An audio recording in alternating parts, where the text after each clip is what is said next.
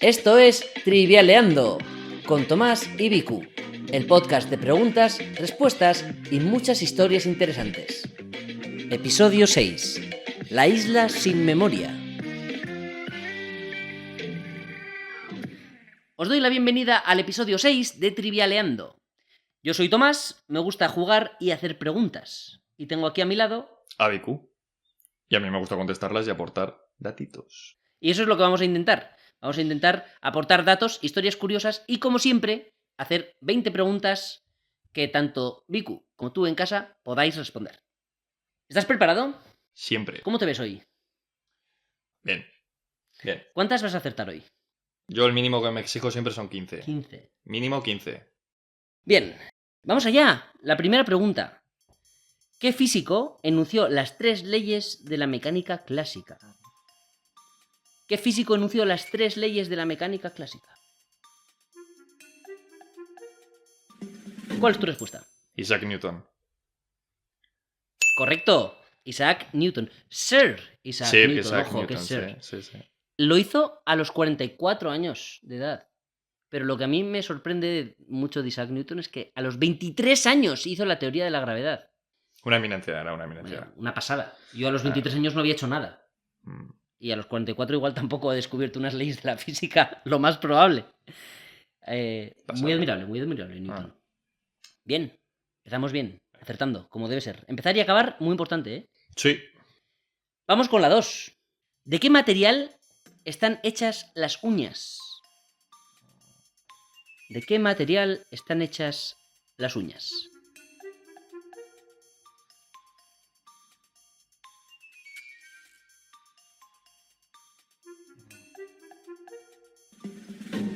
De queratina.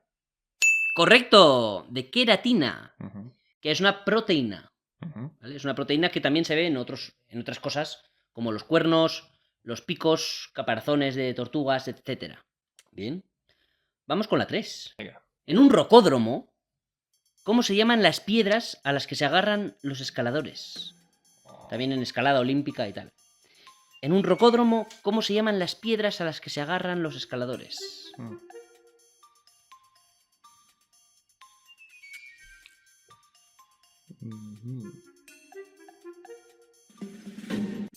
Buena pregunta, pero no sé. Punto de agarre. Incorrecto. Se llaman presas. Oh. Era difícil. Pero más aún, las más pequeñas también se llaman ñapas. Ñapas. Ñapas. Que a mí me gusta mucho porque la palabra ñapa se usa mucho en mi familia. Como algo insignificante, de poco valor, etc. Insustancial. Sí. Y viene del quechua. Yapa. Ñapa. Yapa. O sea, venía del quechua yapa, en otros sitios se dice ñapa. Y es realmente, una ñapa, es lo que te dan extra cuando compras algo. Tú vas a una tienda, compras algo y te dicen, oye, mira, llévate también este... Los tal. puntos, ¿no? Los puntos que te dan. por ejemplo.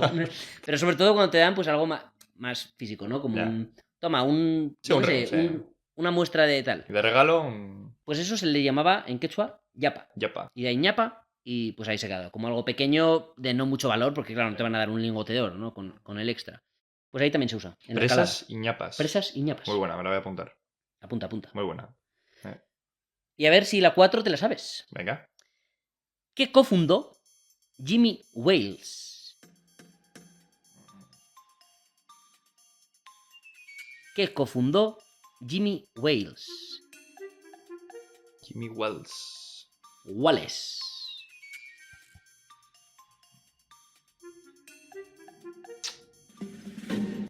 ¿Cuál es tu respuesta? Pues no lo sé, pero... Greenpeace. Incorrecto. Fundó Wikipedia. Oh. Igual alguna vez has visto, o nuestros oyentes han visto. Alguna vez creo que me he metido en Wikipedia. Solo alguna vez, ¿eh? Solo alguna vez. ¿Alguna vez has usado? Alguna vez. Pues igual alguna de las muchas veces que te has metido, te sale Jimmy Wales diciendo, danos un eurillo, por favor. Sí. La fundó junto a Larry Sanger el 15 de enero de 2001. Fíjate. Y hasta aquí. Buen trabajo, Jimmy, la verdad. Es un proyecto chulísimo. Creo que yo, personalmente, sería de las personas que más agradecidas podría estar. La verdad es que sí. Bien, vamos con la 5. Venga. ¿Qué cubierto se inventó el último? ¿El cuchillo, la cuchara o el tenedor? ¿Qué cubierto se inventó el último? ¿El cuchillo, la cuchara o el tenedor?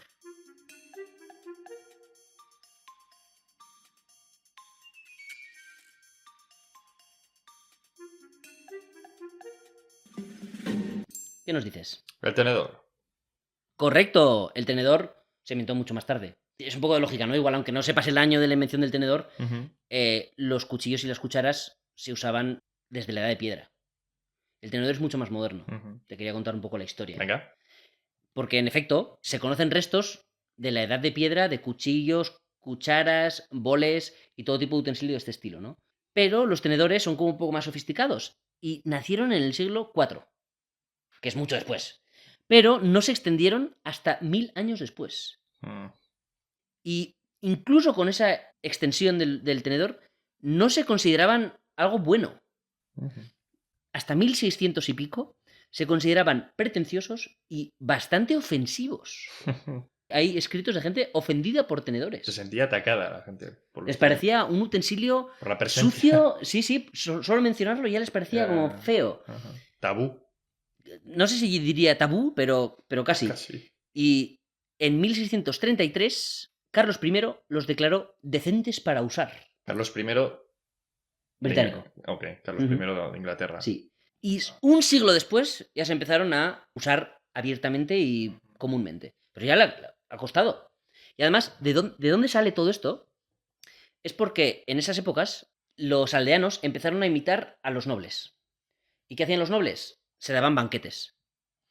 Entonces los aldeanos empezaron a poder permitirse ciertas cosas, alguna gente que no era noble, pero igual empezaba a tener algo de dinero, y empezaron a hacer como el ritual de la comida. Y una de las cosas que hacían era lucir de cubiertos, de los complementos de la comida, ¿no? Y tenían un montón de utensilios que existen, sobre todo hechos en plata, bastante estúpidos a día de hoy, ¿no? Como por ejemplo, la cuchara de servir tomates. O las tijeras de podar uvas, de cortar uvas. Tienes un racimo de uvas y quieres coger unas pocas. Pues coges las tijeras de cortar uvas y cortas el ramo. Porque ¿por qué vas a coger unos cacahuetes con la mano si puedes usar la cuchara de los cacahuetes para pasar del bol de cacahuetes al platito de los cacahuetes? Muy sofisticado. Entonces, claro, empezaron a hacer eso como un gran ritual de simplemente de lucirse, ¿no? De que el anfitrión dijera, mira, este es el baile de hoy, estas son todas las chuminadas que he sacado, ¿no? Para comer hoy. Y una de las cosas que empezó a salir ahí es el tenedor. Después de que esto pues pasara un poco de moda y la gente ya entrara en sus cabales, el tenedor sí que se quedó bastante y después, como he dicho, Carlos I lo declaró decente para usar y con el tiempo ya es pues de los pocos utensilios que se quedaron. Pero si vas a tiendas de antigüedades y tal, pues hay mogollón de utensilios que dices, bueno, ¿para qué quieres una cuchara de servir tomates? ¿No? Pues bueno, pues para hacer el paripé. Sí, sin más básicamente. El postureo de 1600. Pero bueno, también, supongo, el de la época. Claro. Sí, ahí estaban. Sí. Bien, y vamos con el recuento. Has acertado 3 de 5. Un comienzo un poquito flojo para tus estándares, pero no está mal, eran difíciles, Eran difíciles. Así que vamos a seguir con las 6, a ver si remontas. En un teclado hay 2 teclas con la palabra Alt escritas, al menos en un teclado español. En una pone solo Alt. La pregunta es, ¿qué pone en la otra? ¿Qué pone en la segunda tecla Alt en un teclado español?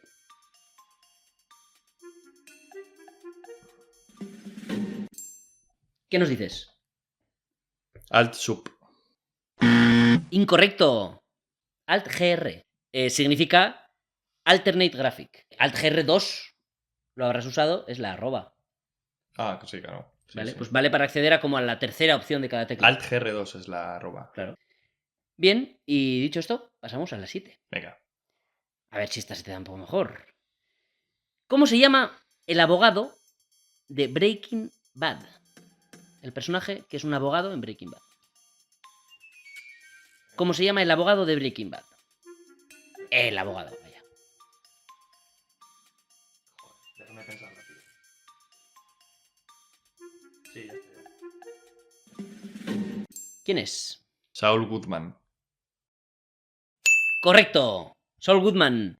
Interpretado por Bob Odenkirk. Bien, me he saltado. Te iba ¿Me vas a dar a paso? preguntar, te iba a dejar libre de esta pregunta, pero ya veo que te la sabes. Bo Odenkirk. Está en todos lados, si te fijas. Es típico actor que igual no conoces su nombre, pero está en todos lados. Bien, muy bien. Saul Goodman, que tiene un spin-off solo de él, claro. Bueno, solo de él. Centrado en él, ¿no? Better Call Saul. Better Call Saul. Bien, pasamos a la 8. Venga. ¿En qué siglo se dio el movimiento artístico rococó? ¿En qué siglo se dio el movimiento artístico rococó?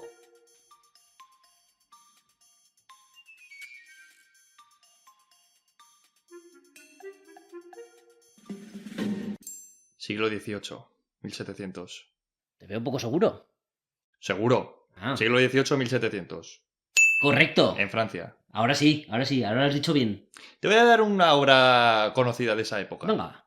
El columpio, de Honoré Fragonard. Muy buena pronunciación. Pronunciación. Muy bien. El columpio, sí. Yo te voy a dar otro dato. Venga. El rococó. Te voy a decir quién acuñó el término. Joder, me gusta, ¿eh? ¿Te gustan los Lo voy a términos apuntar luego acuñados? ese. Sí, porque sí me gustan. Directo a la lista de términos acuñados. Ya te digo que sí. Fue en 1797. Vale. Lo acuñó Pierre Maurice Quois. Pierre Mauricio Quois. Viene de una conjunción de dos palabras que son, perdonad si sabéis francés, rocaille y baroque. Baroque. Ahí va. Que el baroque es barroco y que es el rocaille, el rocaille. Es una ornamentación que imita a piedras naturales y ciertas formas curvadas de conchas de moluscos, etc. ¿no? Es como estas curvas típicas. El rocódromo. Se podía llamar ñapa. ¿Y las presas? Las presas, ¿Y dónde están las presas? No hizo ¿Y bien. las yapas? No hizo bien. Pierre Maurice Quois. No sabía de escalada. No sabía, claramente. Pero en efecto, y de hecho lo acuñó como un término despectivo. Lo dijo como en broma, pero como despectivamente. Sí. Solo hasta mucho después se empezó a usar como algo normal y sin ser peyorativo. Y vamos a la 9. ¿En qué país se encuentra la construcción religiosa más grande del mundo? ¿En qué país se encuentra la construcción religiosa más grande del mundo?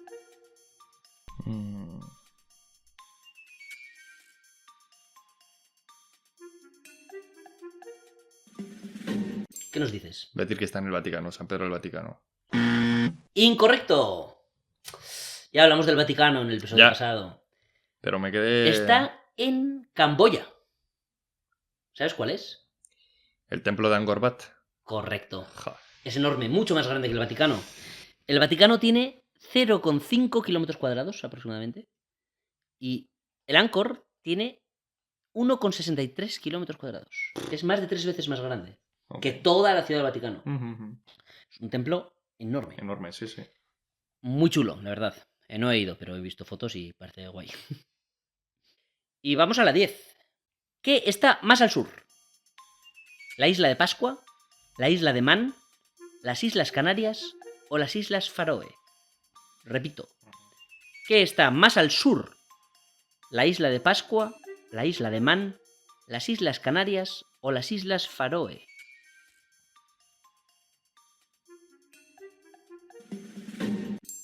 La isla de Pascua. Correcto, la isla de Pascua. También conocida como... De Rapa Nui. Rapa Nui, correcto. Que pertenece a Chile. Eso es lo que te iba a preguntar ahora. Joder, se me está adelantando. No quiero hacer siperos hoy, Vicu, ¿eh? No sé, quiero, no pero ya es el impulso. Lo saca antes de que pueda preguntarle. Pues te voy a contar un poco cosillas que he estado investigando sobre la isla de Pascua. Porque es un sitio muy curioso. Tiene varios misterios sin resolver.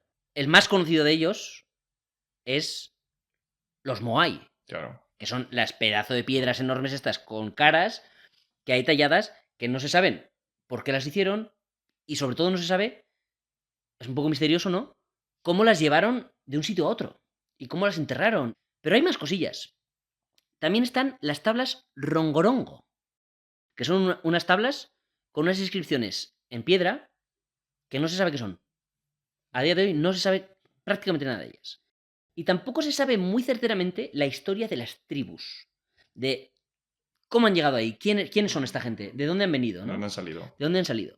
También, antes de nada, quería empezar contando por qué se llama Isla de Pascua. ¿Lo sabes? No. Pues es porque Jacob Roggeveen, este es de Países Bajos. Sé que tenemos algún oyente en Países Bajos, por favor, perdonad mi neerlandés. Roggeveen, no sé cómo se pronuncia. Pues en 1722 llegó a esa isla Habría sido el primero en llegar. y era en Pascua. Ah, Bueno, el primer europeo en llegar. sí. Llegó ahí en el día de Pascua y le llamó Isla de Pascua. Nada que ver con nada. Bien, y pues he estado investigando sobre estos misterios que te he contado, ¿no? Y lo que más me gusta es por qué no se sabe nada de esto. Porque hay gente que vive ahí, en Rapa Nui, en la isla de Pascua. Y dices, pues ¿por qué no hay una tradición oral o escrita? Es uno de los sitios en los que no se sabe lo que ha pasado antes. Y lo que ha pasado no hace tanto, ¿eh? No estoy hablando de lo que pasó en el 5000 antes de Sí, Cristo. sí, que no hace falta remontarse. No, estoy hablando de historia reciente. Y no se conoce porque en las tribus parece ser que este tipo de secretos ancestrales y de la historia lo conocían los ancianos de la tribu. Y resulta que en 1862 vinieron unos conquistadores de Perú y tomaron como esclavos a un montón de gente. Y debieron de matar a bastantes de los viejos, pobrecicos, de los ancianos, sabios ancianos, que sabían los conocimientos. Y además luego volvieron algunos de los esclavos con enfermedades del otro mundo, ¿no? Y la población bajó brutalmente y los ancianos no sobrevivieron. Se quedaron en 110 habitantes en un punto, a principios de 1900. 110 habitantes en la isla. Ahora hay 9000. Fíjate. Han remontado. Pero claro, se perdió muchísima parte de su historia y tradición porque estos 110 que quedaban, pues tenían trozos. Es decir, imagínate que coges a 110 españoles random. A ver qué parte de la cultura sobrevive. O sea, dependerá mucho. Entonces, pues no ha llegado mucho de la tradición oral y escrita y no se sabe mucho. Los Moai, por ejemplo, se sabe que hay más de 1000 y están sobre todo cerca de un cráter. Y ahora hay unos arqueólogos, bueno, ahora, en el siglo XX, que han tenido la hipótesis de cómo llegaron a los sitios en los que están, porque están lejos del volcán algunos. Y dicen que los Moais andan. Y hicieron una demostración, construyeron un Moai de mentira, o sea, de mentira, de piedra, pero fuera de Rapa Nui, y con unas cuerdas lo ataron, y entre varias personas tiraban de las cuerdas y movían la piedra de un lado para otro, moviéndolo hacia adelante. Y parecía que el Moai andaba, como que se iban moviendo así de lado a lado, iban andando, y lo avanzan bastante. Entonces dicen que probablemente eso es lo que hacían. Porque además la isla de Rapa Nui no tenía madera.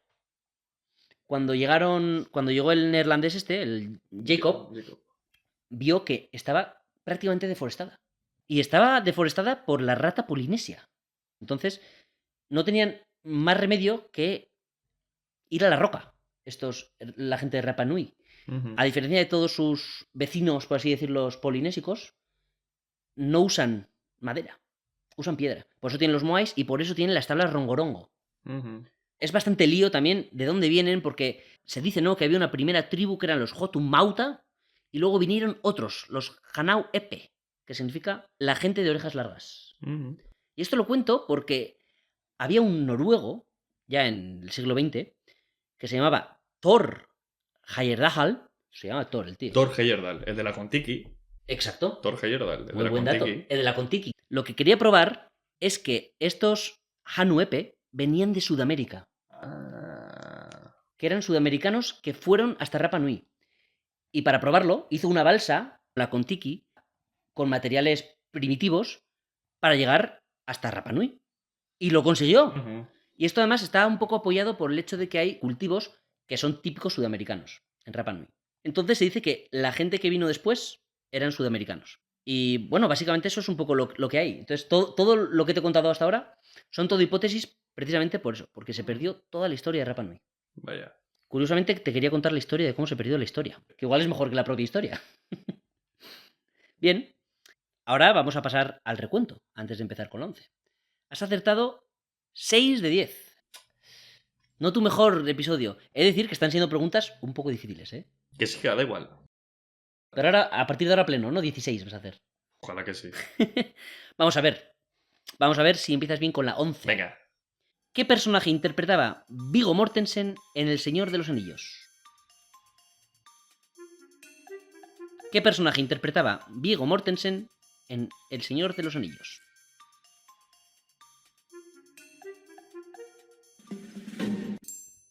Aragorn. Correcto. Hijo de Arathorn. Correcto. Y como curiosidad, te voy a dar un pequeño datito. Venga. Bastante mono. Viggo Mortensen Ujú. se compró el caballo que le Ah. acompañó durante el rodaje. Brego. ¡Oh! ¿Ves? Ni siquiera me está dejando hoy. ¿Eh? Hoy me está leyendo la mente Viku. Uf, en efecto le iba a preguntar cómo se llamaba. Brego. Brego. Brego. El caballo de Viggo Mortensen. Ajá. Muy buen dato aportado antes. Preaportado. Muy Que no bueno. lo puedo evitar, lo siento. No, pues está genial. Cuesta contenerme, de la emoción interna que tengo. Pero sí está genial. Está muy bien, muy bien. Perfecto. Brego el caballo. Venga. Y vamos con la 12. ¿Cómo se le conoce comúnmente a Alejandro III de Macedonia? ¿Cómo se le conoce comúnmente a Alejandro III de Macedonia?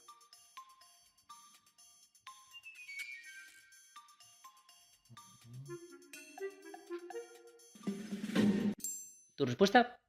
Alejandro Magno. Correcto, Alejandro Magno. Hay muchas cosas que decir de Alejandro Magno.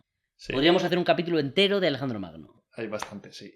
Pero en mi preparación he leído unas cosas y hay una que me ha parecido muy curiosa. A ver si la conozco.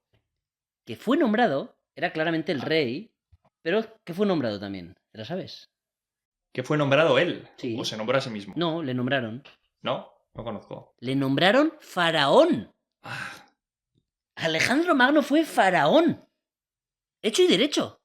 yo conozco, sabía que... Bueno, explícate si quieres. No, nada, pues que en el año 332 Ujú. fue nombrado en Memphis. Memphis, Era la capital entonces de... claro, no Memphis, Estados Unidos. Sería un poco raro. Fue nombrado faraón porque vino y peleó contra los persas, Ujú.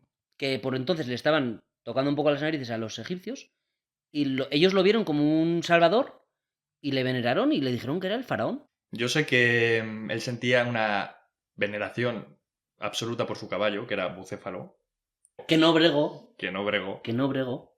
Y sé que nombró varias ciudades de Asia conforme fue avanzando desde Macedonia en honor a su caballo. Da para mucho, Alejandro Magno. Da para mucho, da pa' para mucho. De hecho, es que no he querido contar más cosas porque no se sabe dónde parar. Falleció en Babilonia. Ah, mira, está bien saberlo. Mm. Y como digo, vamos a parar de hablar de Alejandro Magno. Sí, Ahora mismo. Hay mucho. Y vamos a pasar con la 13. Venga. ¿Quién escribió La vida es sueño? Ujú. ¿Quién escribió La vida es sueño? Y no fue Alejandro Magno.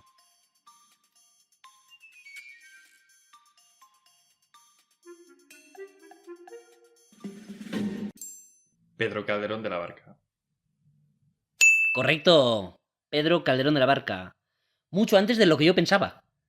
He mirado cuando lo escribió y dije, yo pensaba que era mucho. 1600. 1635. No, o sea, en el siglo XVII, vaya. Sí. Sí, yo pensaba que era mucho más moderno. Bueno, un poco más moderno. En efecto, muy bien. No era faraón ni nada. Igual tenía un caballo, pero no lo sabemos. Seguramente. Bien. Pasamos entonces a la 14. Ujú. ¿Cuál de las 7 maravillas del mundo antiguo se encontraba en Halicarnaso? ¿Cuál de las 7 maravillas del mundo antiguo se encontraba en Halicarnaso?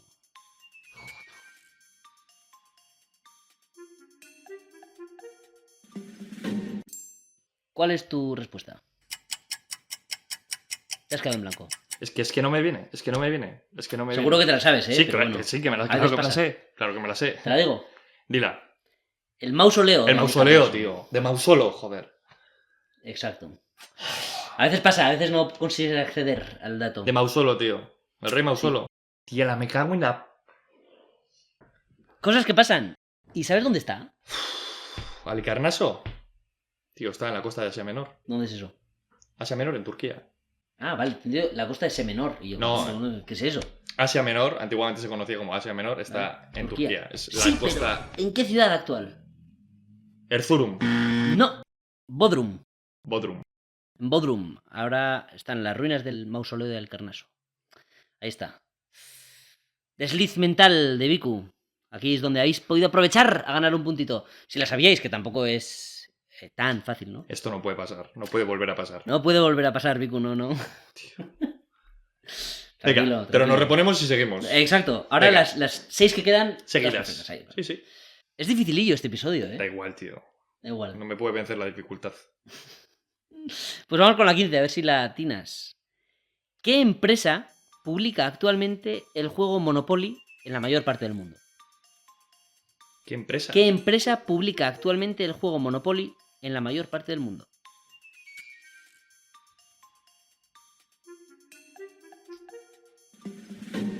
¿Cuál es tu respuesta? ¿Hasbro? ¡Correcto! Hasbro. También nos vale si en casa habéis dicho Parker o Parker Brothers, porque ahora fue absorbida por Hasbro, ¿vale? Pero en efecto, en casi todos los territorios del mundo, Hasbro publica Monopoly y todas sus 100.000 millones de variantes. Es curiosa la historia del Monopoly. Me voy a redimir aquí, ¿me lo permites? Venga, redímete. Que seguramente tendrás tú ahí... Yo tengo aquí unos datos ya escritos. Yo la conozco. Cuéntanos. La conozco creo que bien.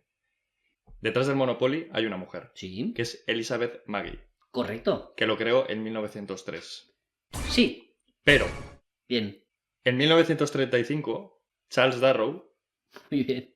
lo patentó. Sí. ¿Qué quiso hacer con esto?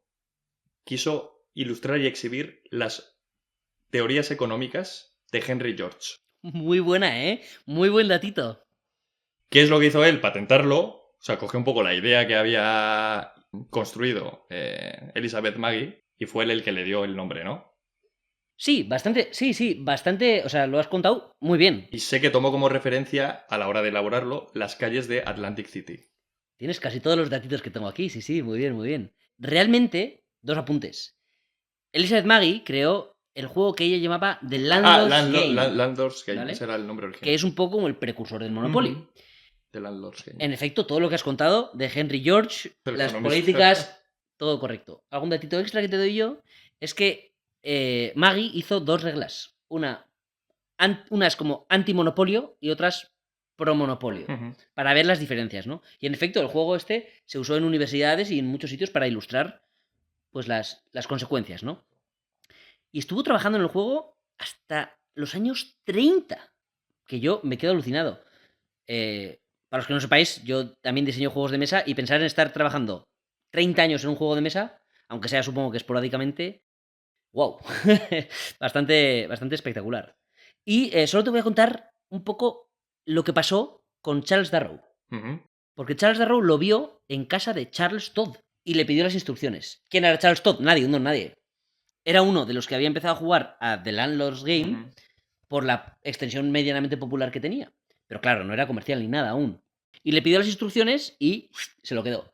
Pero se supone que hizo ciertos cambios y ciertas cosas, ¿no? Como ciertas mejoras al juego de The Landlord's Game. Entonces, no fue un robo a mano armada, pero claramente no parece que estuvo muy bien, ¿no? O sea, quizá Lizzie Maggie tenía que haber visto algo de este dinero. No sé si en algún momento hubo alguna disputa legal, pero es un poco brutal. Y en efecto, lo que has dicho de Atlantic City es porque la versión de Charles Todd estaba customizada para Atlantic City. Porque era de allá y pues es lo que hacían, ¿no? Cuando se hacían las versiones a mano y pues las ponían en las calles de los sitios. Y eso me hace gracia, ¿no? Porque hoy en día hay Monopolies de todos los sitios. Hay Monopoly Sri Lanka, Monopoly Isla de Pascua.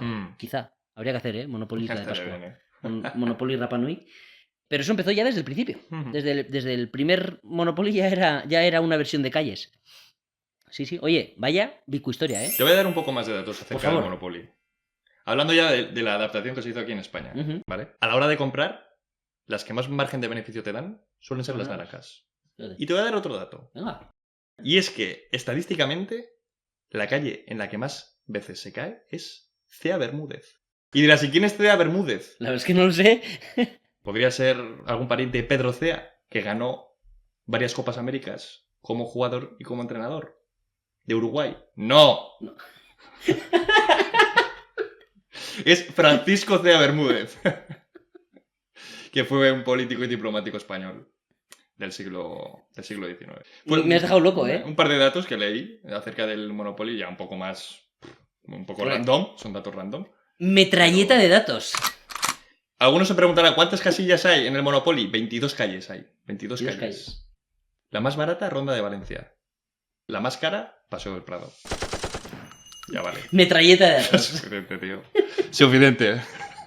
Me gusta. Si alguno se ha agobiado, pido perdón. Pido perdón de antemano. Caen en picado las visitas del podcast después de esto, nos remontamos. Pido perdón de antemano. Me ha encantado, la verdad. Muy buena. Bien. ¿Has visto el juego que da el Monopoly? Sí. Es que da más juego para comentar los datos que el propio juego. Totalmente. Que es un poco... sin más. Vamos a hacer el recuento después de esta metralleta de datos. Y has acertado 10 de 15. Venga. Bien. Estás ahí, Arriba. has una pequeña remontada, ¿no? Muy bien. Vamos a pasar ya con las últimas 5. Espero que en casa vayáis bien. Haced bien el recuento. Y vamos con la 16. Venga. ¿Con qué equipo ganó Pau Gasol la NBA? ¿Con qué equipo ganó Pau Gasol la NBA?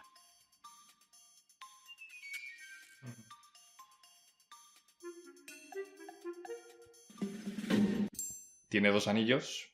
¿Correcto? Con Los Ángeles Lakers. ¡Correcto! 2009 y 2010. No me deja, ¿eh? No me ve la cara del sipero y mete datos. El siguiente dejó el sí, pero... Perdón. Sí, pero ¿en qué año ganó Marc Gasol? En el 2019. Sí, pero ¿con qué equipo? Toronto Raptors. ¡Correcto! Muy bien. En efecto, los dos hermanos. Los Pau dos únicos Gasol, hermanos claro, que han ganado un anillo. Pau en 2009 y 2010 con los Lakers y Marc en 2019, mucho después. Muy bien. Bien. Superada el sí, pero de hoy. Por fin me has dejado y lo has dicho bien. La 17. Venga.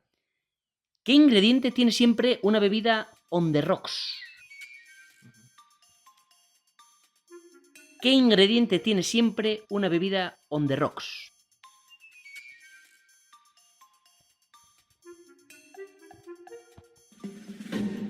Hielo. Correcto. El hielo. El hielo. Y he estado investigando de dónde viene esto de on the rocks, así rápidamente. Pero viene porque en Escocia, en tiempos, no había hielo fácil de encontrar ni nada, y usaban piedras del río, que estaban frías, y les ponían ahí las bebidas. La piedra del río está limpia, está fría, y ponían ahí, y entonces por eso se llamaba on the rocks. Para enfriar la bebida cogían piedras del río. Y por eso se llama on the rocks. Interesante. Me ha parecido un buen Guay. dato así express. Sí. Y después de este dato express, vamos a la 18. ¿Cuál es el área más profunda del mar? En la Tierra. ¿Cuál es el área más profunda del mar?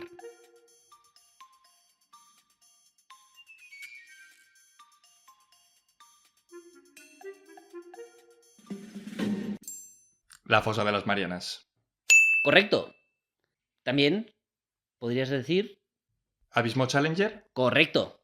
Es el más concreto, ¿no? Es la zona más concreta de la fosa de las Marianas. Abismo Challenger. El Abismo Challenger. Así que si ha respondido Abismo Challenger o fosa de las Marianas en casa, la damos por buena.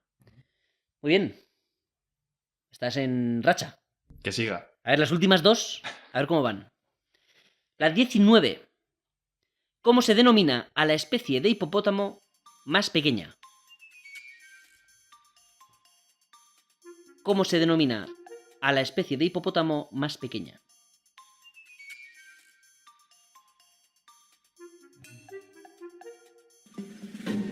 ¿Qué me dices? No lo sé. El hipopótamo africano. Incorrecto. Es el hipopótamo pigmeo. Ah.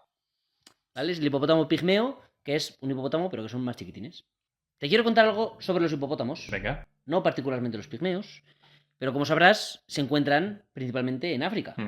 Y digo principalmente porque siempre se han encontrado en África exclusivamente, aparte de zoos, por supuesto, hasta que no. Hay hipopótamos en Sudamérica. ¿En serio? Pues sí, actualmente hay unos 200 ejemplares, se estima, salvajes en Sudamérica. ¿En qué parte? Pues cerca del departamento de Antioquía. A unos ya se estima 2.000 kilómetros a la redonda. ¿Sabes qué había en el departamento de Antioquía?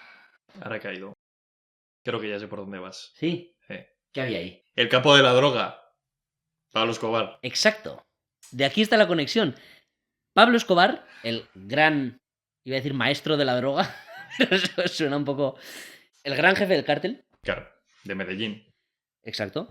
Importó 4 hipopótamos para su hacienda, para su uso personal, porque quería hacer un zoo para sus hijos o no sé qué. Importó un macho y 3 hembras. Pero, ¿qué pasó?